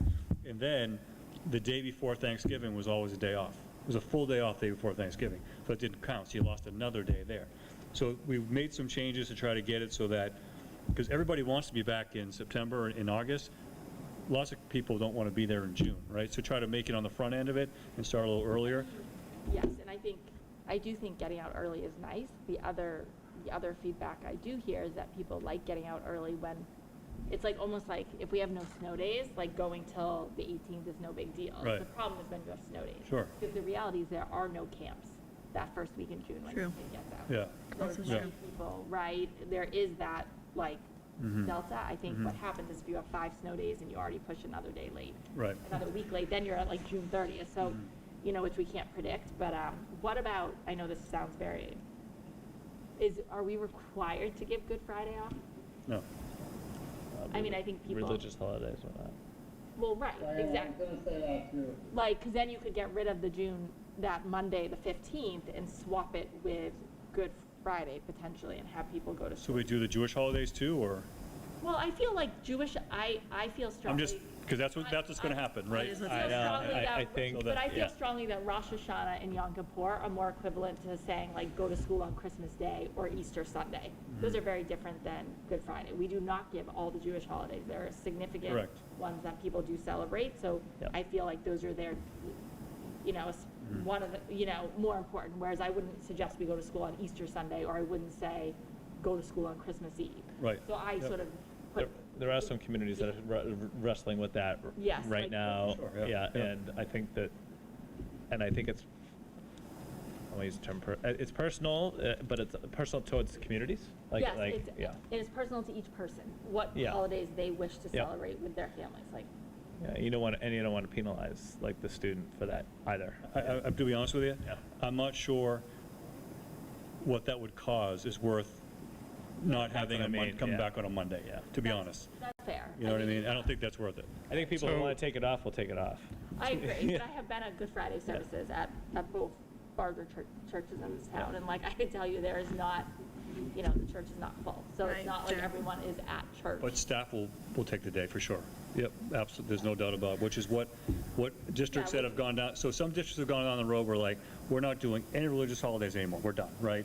And then all of a sudden, they find out on those days, they got no one to work in the buildings. Yeah, yeah, no, I think that's hard, I just Yeah. think Good Friday, it like, Yep. is, So I was looking because we got 2 emails last year about the calendar specifically, and one of the suggestions or the questions was, could we align the high school conferences with the elementary conferences so that there would be older kid options to help with childcare if necessary? Oh, okay. That's yes, a I do. phenomenal idea, I do yes. think having all the conferences. Yep. So having elementary and high school on the same day. Correct. K to 12 conferences. Conferences. Yep. Well, that's a problem because. That would be hard. That's I don't hard. think you can do the middle school and the high school on the same day. Why? Parking, logistics, like, I mean, the amount of The amount people of that have people 4 that- kids in this district. yeah. Yeah, that's the main issue. It's just- But you- Oh, yeah, they may overlap with the kids, I know that. However, it goes back to many of them on Zoom, like, I can't remember the last. There's a lot of them on Zoom. Yeah, I was gonna say, I think we've attended them all recently you on can was- Zoom. do all Yeah. of We give the option, right? We give them the Yeah. option, but there's a lot of people that come in, especially the secondary level. I'm curious, I'm wondering what the percentage is on that around, I could see the elementary level for sure. But I don't think, full disclosure, Tanya is the designated one for the, for the Zoom meetings. However, and I'm pretty sure they're all Zoom. She's Yes, she's and they showing all limit that. you at middle school at least till 2, to 2. So even if you Yeah. had 2 or 3 kids, and they're only, They open them up though. I mean, I went to 4. well, they do, but my point is that's because they open it up because they're not full. But if you Right. had 2 or 3 Right. kids, like, you're really doing 2 for each. I do wonder about, like, if you had kids in multiple That's the issue, buildings, multiple right? buildings, especially multiple where our schools, yeah. elementary is. You do Zoom. Yeah. Yeah, I see that too, yeah, I can see it, yeah. Or maybe you give the ones with multiples in buildings the opportunity to register first for those slots. You maybe? also do them for 2 days, so like I believe that you would have more than enough time to fit in your conferences over 2 days. Yeah. But so anyway, so that was a suggestion to try to alleviate and help out potentially, you know, the working parent situation for elementary kids. Yeah, when I had elementary and middle, it felt like I had to do one or the other Yeah, every time. right. And for the first time, I do have them both in the same school. Yeah. And that has been easier, so. And then So- the other suggestion came actually from a teacher of another district. They said they tend to do a PD day on the first day back of the new year, and the kids come the following day.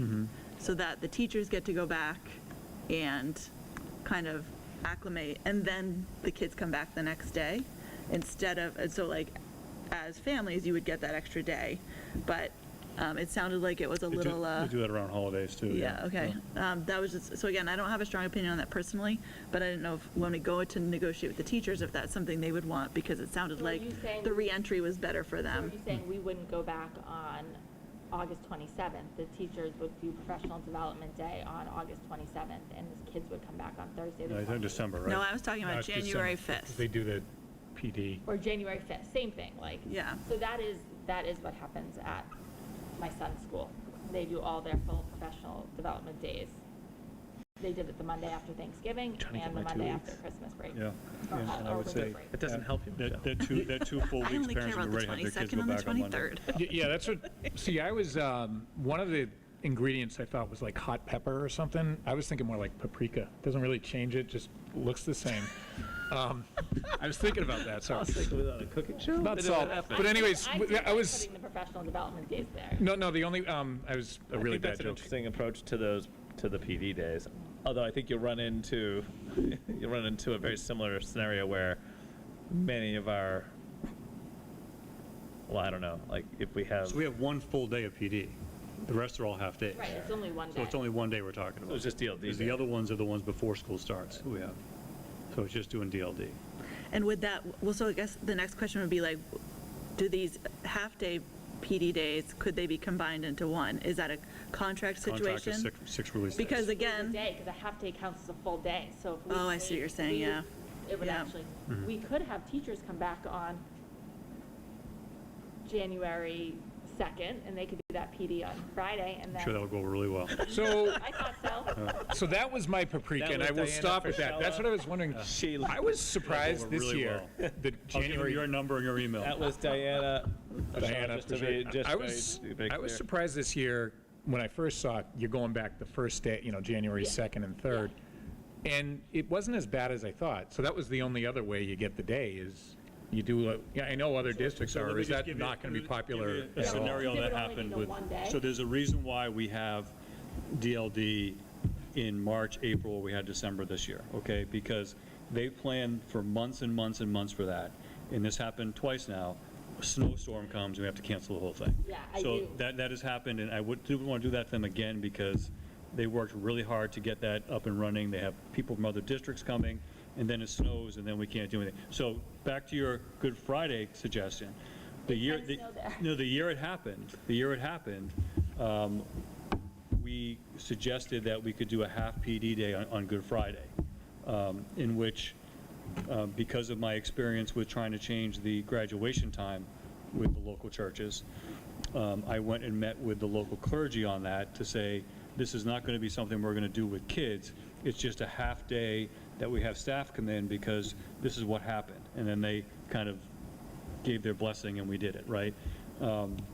Because when we tried to change graduation to earlier in the morning because it was 700 degrees on that turf, it was met with, are you kidding me? It's Sunday, which is another reason why we changed it to Saturday.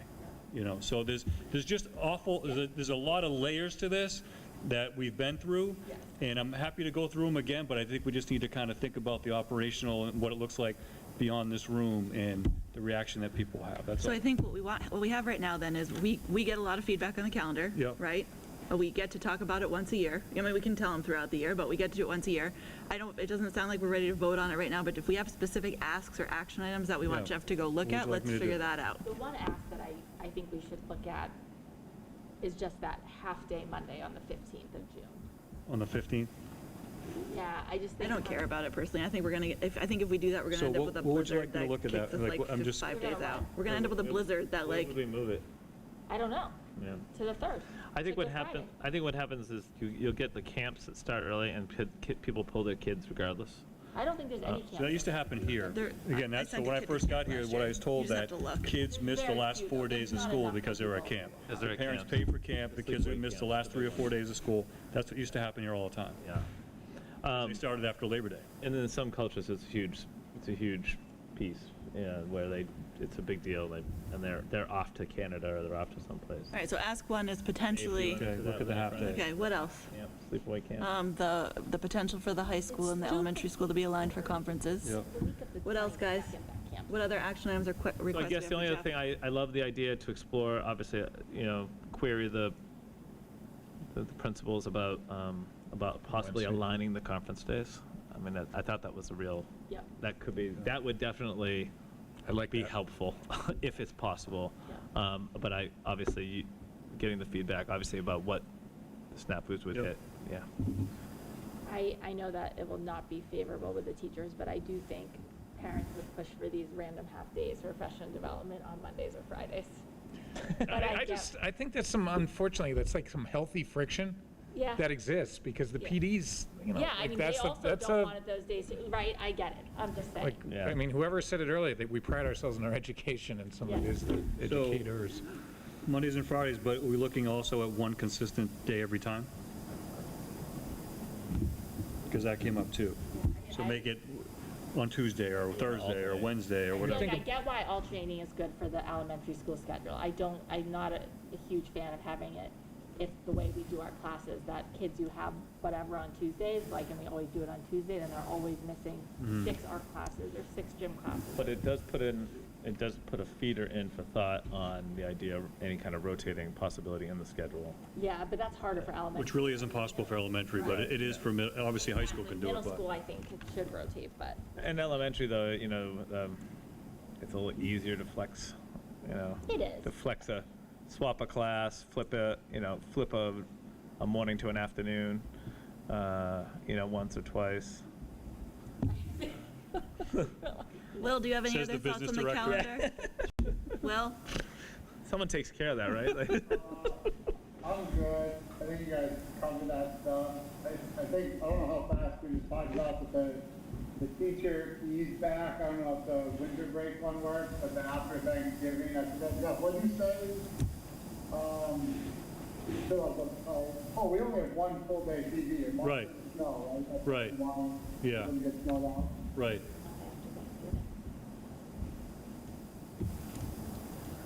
Is that why we're shooting for March, to avoid, instead of booking, vacation? Yes, Yeah. because we've had it, we did have it once in the, like January, I think it was January, we did it on MLK weekend. I think that was the weekend that it snowed, and we had to miss it on that Tuesday or the Friday before, one or the other. And that was Yeah, a, no, I know those things yeah. are huge work, so that makes sense, but, yeah, I vote with Diana for, You say that again, Will? You cut out. I said, I vote with Diana for Good Friday if we're trying to say that number. okay. So yeah, I guess that would be worth exploring. Yeah, I How think many like days this do is. teachers get for personal days? I mean, I'm sorry, what? How many personal days do teachers get where they can choose? 2 or 3, yeah. Right. Okay, any other asks before we move on to the next item? Okay. Are there any other items since posting on January 28th? No, Madam Chair. Okay, moving on to old business. We've got the mobile phone social media task force update. Jim? Yeah, when I forget, I think, and Will, keep me honest, I think our meeting with that task force was after the last school committee meeting, right? So we haven't I believe so. updated anybody. Checklist. I think last time you guys hadn't had a meeting. Yeah. Yeah, so, I'll speak, I didn't prepare remarks. I think we had the second meeting, you had Dr. Jill, and I forget Dr. Jill's last name. Walsh. Dr. Jill Walsh. I thought she was excellent. I had missed the prior one. I think the conversation really did center, and coincidentally with what the recent, guidance we've gotten from the state, it centered around community norms, policy, and instruction. She did it in a very free-flowing way, but it just seemed so obvious, being part of the group, that that's where we want to focus. Again, Will, you can weigh in. The community norms seems to be the loudest, where people are, there's a lot of feedback, and, community norms are. What is community norm? What do you define Yeah, there's that as? actually, you may even, because there was a definition of it in the guidance. In the guideline, yeah, really just taking a look at what we're going to set as rules, so to speak, as a community, like, for instance, we're not going to have cell phones until 8th grade. Wait So- until We're gonna have so- cell phones to so 9th. community as in the town. The town, right. Like, we're setting, I mean, obviously people can do whatever they Right. want. Okay, I That's wasn't right. sure if community Yeah. meant school, No, it's everybody. everywhere, okay. Yeah, like, and I think there's a lot of energy Oh, from the I- group Definitely. saying, hey, that really stinks when, I'm trying to do wait until 8th, And then and this one goes over there and doesn't. And, there's a lot out there. I think what the inference was, at least on the worst, I missed the second one as well, but I think the inference is that the schools can support the norms, which we do, like, as much as possible, as we, moving towards that. It's not easy, to be the only one, and, but I have seen a shift in the community. I've seen a real shift between 8th and 6th, where it's a little less common to see the phone than it was in 8th. So, That's And it's a really good acknowledgement that it's not just a school issue. It's not just the 6 Yes, hours, I- right? I Which I agree. thought was great, It is, just- because part of it isn't the school, it's like the rest of the day. Although I still am an advocate for the middle school should have the, like, put your phone in a Yonder pouch. The in a pouches. pouch as Yeah. well, because although, it is not as much of an issue, but it is an issue. They text and use their phones all day at the middle school too. Yeah, I'm just, I did. There are the kids who have them. yeah, are. that's right, yeah. Actually, I am looking at the notes. One thing that I think Dr. Jill Walsh and Dr. Marsden can correct me, she said her thought around, implementing policy has shifted a little more because the morale of the teachers for those that have more stricter policies is, what did she say? I don't want to misquote the percentage, but it was, Well, I pushed back on it a little bit. yeah, you challenged the data. I challenged it. Morale is lower for the teachers who are Yeah. strict. Well, As in, I like, mean, job satisfaction? I mean, I'll frame it in a way which, exactly how she said it, is after speaking with the MTA, Yeah, that's what she said. so then I kind of pushed back a little bit and said, well, I don't know if that, that might be their data, but I read off the data from Medfield High School, and it was completely opposite of what the MTA data was. So, and again, it's an N1, right? It's just in Medfield High School, but the teachers here, and they just had it on their faculty meeting this week, they had a whole discussion on it and shared the data. The teachers here think that it's accomplishing what it set out to accomplish the way we're doing it. Which is great, and we're only solving for Medfield. Right, So that's the right. data that's more So, important. than that. so, yeah, and that was an interesting takeaway, because that, at least what she said from the MTA, and that was the expert, she said, those that are not policing improves the relationship with their students. Right, but because it they also don't could be, they could have be in to. schools where there is no policing. So like if you're a teacher going against what your general school guidelines are, I could imagine that's harder than if it's sort of a. Which was the issue we had last year. Yes, It was exactly. inconsistent last year as far as what the expectations were, and some were doing it, some weren't, and it became, many of you lived it, it was some that it became difficult for the teachers. So that's why we had that Right, when conversation over everyone has, summer. and- like, There's a Everyone's- strong implementation and leadership issue. There's a building level, I can, yes. I'm that- happy though to see the where changes we in the middle school. strategically with Dr. Marsden and his team created that structure like we discussed last summer. We discussed that structure of support from us down, right? And that doesn't get replicated in other districts 100%, not even 50%. Oh, you're on the Right, anything school more on committee that? list, So, sir. yeah, a couple others, and sorry to, but it's, one thing I wrote that I thought was interesting, if you are deciding to change, like, the rules even in home norms, is be able to explain it in a way that really does make sense, the why to the teens, because if you can explain the why, an example they gave, like letting the kids know that these things are designed, the algorithms to drive some of the addiction, and if you see that and you think like that, it's because I struggle with my kids. I'm like, hey, we don't want them in the room, and this is why. Right. But so what I would say, like I think about like those community norms. It's like, hey, it would be really helpful to have more best practices. How can I have that conversation with my kid? Well, that's Right, curious. and I struggled to find it. Like, Yeah, no, I. A question for the committee that you have, is that something that has been discussed as incorporating into the curriculum around, I think the term is knowing your algo. I'm not sure if that's knowing your algorithm, of what the machine learning is telling you about yourself from your phone and how your use is. Well, now it seems like it doesn't matter what your usage, it just like pushes you some nice But content. students, yeah, but regardless. are students aware about just Yes. awareness level? Yes. Because I did hear about a group of fourth graders in my district who have strategically been self-reflecting. Apparently, the story was told from the principal, and have been putting it away. They've been looking at their usage time. They're policing themselves, self-policing, I guess. Right. And I was like, wait, excuse me? Like, I had to like do a double take. You're seriously thinking they're looking at their own usage, and they have been. And so, I'm sure that's an anomaly, but because it's not, my kids aren't doing that. But I'm wondering, is that because of awareness that was brought to their attention? I haven't investigated it, and is that something that, I don't know, it's some exploration in some sort of curriculum initiative of some kind? So that's my only question. Okay. Anything else on that? Will, do you have any comments? I don't want to take too much. Can you hear me okay? Yes. we can. Now we can. Okay. Good. Well, then Dr. Jill Walsh was great. And like, sorry, I got confused, I guess, Tim and Dr. Martin when you were talking about, but the teacher morale, and then do we gain because of the shoe thing, right? That was what was opposite of the MTA? Because Yes. you're saying that the Yes.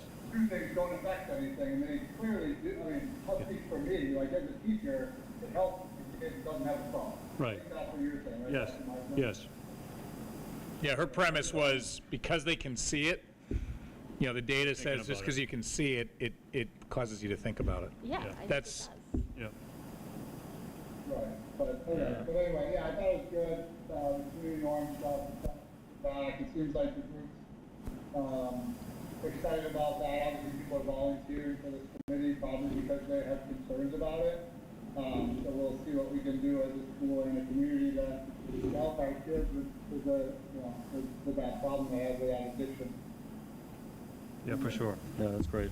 Yeah, so, and just one other one, I know this is a little much, but it's an interesting topic. It was really interesting to me, and we just did it right here. As soon as we start talking about changing policies in the high school, a lot of calories go into that conversation.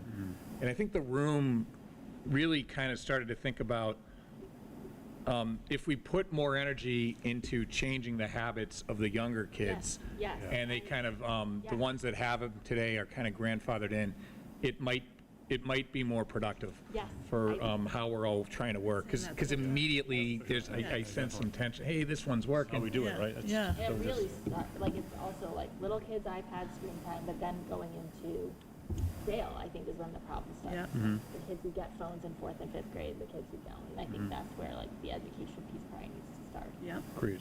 agreed. So, and then the only other part was just, you know, I wonder what's next. You know, like maybe do they start thinking about breaking up into groups and studying each of those Yeah, topics? how many, just out of curiosity, how many people are on the committee? Like, how many parents? Or, 12? 12 or 13 anyway, yeah. okay, 14, so we something had like some that. drop off from people who. Yeah. Yeah. Well, we sent out the survey, right, asking people their commitment level. 13. Yeah. And I think there was, one of the options was basically like 5 or 6 meetings. And yeah, I want to say it was like 12 or 13 Yeah. were able to commit to 5 or 6 meetings. And then the other people either couldn't commit or they filled out, like, I'd be more interested in being involved in like subcommittee type work or focus group small or focus something. groups. Yeah, something so like that. that's, yeah, so I'm glad we took, that's what happens. Right, yes. So we should talk about that. If he was to break them up, I mean, there's 5 or 6, we got another email, but they could have a virtual group, and they could all say, hey, we want to meet. Yeah. In that structure we did with SEL, where it was an in-person meeting, and then the groups, once they broke up into groups, they met on their own and come back. They can be a part of that as well. I mean, they Yeah. could So, but it was good. Like, it's a big topic. It's We a all big know that. topic. I guess I just, right, I think at some point, you don't want to still be having, in 3 years from now, we're still just talking about it, I agree. right? Like, I feel couldn't like at agree, some point, well- Right, 'cause I feel like sometimes you could talk about this topic for the rest of time, and I just, right, at some point we'll have to say, That's- like, well, that's we why- need to make decisions and just, I think right. hopefully there's going to be some action items that come out. Come out of the group, yeah. Yeah, Exactly. Yeah. we were talking, I think we'll be able to update you Yeah. next time. Yeah, and Like, I'm not saying- I we're don't think- aligned yeah, 1,000. I don't think the 2 meetings so far, but I'm No, just saying, I we could are see this definitely being like, aligned. we'll just go on. Okay, on to school building committee update. So this SBC hasn't met since we've met last, so we have a meeting next week on February 5th. It's at 7 o'clock in the Public Safety Building, if anybody would like to attend. Do you guys have anything to add on that? Oh, we had a call with MSBA since our last meeting Okay, and talked a little bit about what we can do to accelerate the process, and do we have to wait until after April 1st and then use those timelines that they put out there, like for instance, 90 days after April 1st, 170 days after April 1st, and basically they said to us they would accept any documents that we have complete after April 1st, so that it may not accelerate the process, so to speak, getting in front of the board, but we don't have to wait until every single milestone. We can start submitting things right away, which is great. right. The only thing they said is we can't do anything before April 1st. Correct. But after April 1st, the minute that portal opens for us, if we have all of the documents ready to go, Yeah, we can- they're we can- in, and they do say they review them as they come in. So if we know So you get we're it. in competition with somebody else, you know what I mean, it's their first time, try to get I them thought we ahead. were already and- accepted. Yeah, but this is for the phases through the feasibility process. Right, Oh, the yeah, yeah. yes, And then this funding comes from the state of Massachusetts. Correct. correct. So we're not in jeopardy because of federal funds. Whenever you buy anything at the store, 1 cent of your tax, that 6%, 6.2% tax, goes to this fund. Okay, so So, that's yeah, not, it's okay, all I that. see Yeah. And then I feel like there doesn't seem a lot of opposition to the school building this time. I feel like it's been pretty quiet. Only around. just begun. Well, I just wait. begun, I yeah. know, but You I just wonder, hold like, on. I sort of feel like people are now just want a new school somewhere. Oh, sure. Is the I think the feeling fight, you I get? think the fight, I think that the, maybe fight's not the word, I think the divisiveness will come when we have monetary numbers attached to a new build versus a renovation. Okay, so, because right now I feel like, oh, it's not. That is when I Yeah. think people will have much stronger opinions. Okay, and that's, I guess I didn't even realize we were talking about a renovation versus, I just thought we were at a new build. Always an option. Yeah, we have to go through that process. An option, yep. Yeah. You have Okay. to show, you have to show that because someone will always say, Yeah. why don't we just renovate it? Yes. Yeah, so yeah, next Wednesday, 7 o'clock in Public Safety will be the next SBC meeting. Perfect. Okay, so community engagement and communication, do people have updates on that? I went to the Dale Street PTO. They were prepping for Kids Night Out. They had 4th grade last week. I think they have 5th grade this week. They're bringing in some science-based activities via the Acton Children's Museum, which Memorial also has done for the past couple of years. So those are always very well received at Memorial. So I was excited, personally excited for them to come to Dale. Yeah, it was a good meeting overall. So Great. I don't have much of an update. okay, nothing else there. Okay, oh, sorry, go ahead. No, it wasn't. I mean, I'm not sure if it's community because we went to his, Dr. Marsden's superintendent. Yeah, superintendent. And actually, I thank you for encouraging us. Yeah. Well, I hadn't gone in a while, but it was, I thought it was great. Like just hearing. Really good group. Yeah. I don't know if that falls in that category or not. Yeah, I think so. So next one is in March. Okay. I have one in February, but next one is in March, and we'll probably have an update. We did the last meeting we had, Jamie Callahan, one of our K-8 reading person, director, came and did a whole presentation on the science of reading, which was great. Yeah, that was well Did a done. really, really good presentation and answered questions, and then we went through some of the budget materials and things like that. So, good group, and always a lot of great questions, and really engaged parents, so Yeah. it's great. Okay, any informational items? Maeve, you have any updates for us?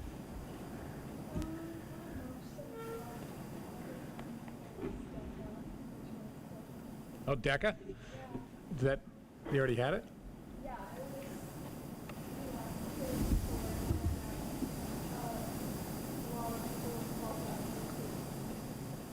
What was your, were you in it? Oh, okay. Did you hear about any cool projects?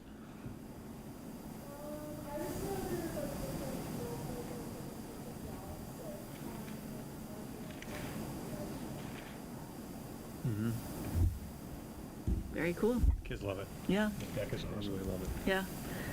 Okay, so future agenda items, we'll do the strategic plan progress mid-year update at our next meeting. Yes. And then the MTSS presentation with the graduation requirement competency determination in March. Yes. What is MTSS? Multi-tiered Tiered systems of student support.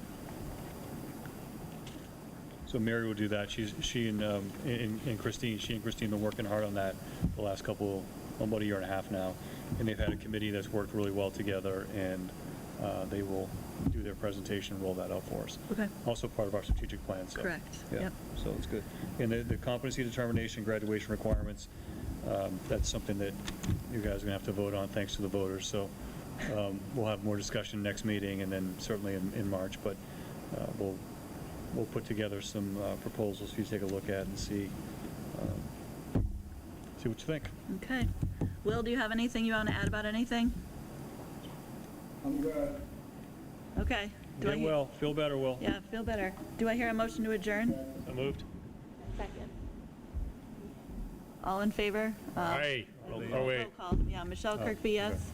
Tim Knight, yes. Leo Brim, yes. Diana Frischella, yes. Will Horn, yes. All right. Thank you, everybody. Thank you. Thank you, Maeve. Thanks for coming. Tell all your friends about the budget.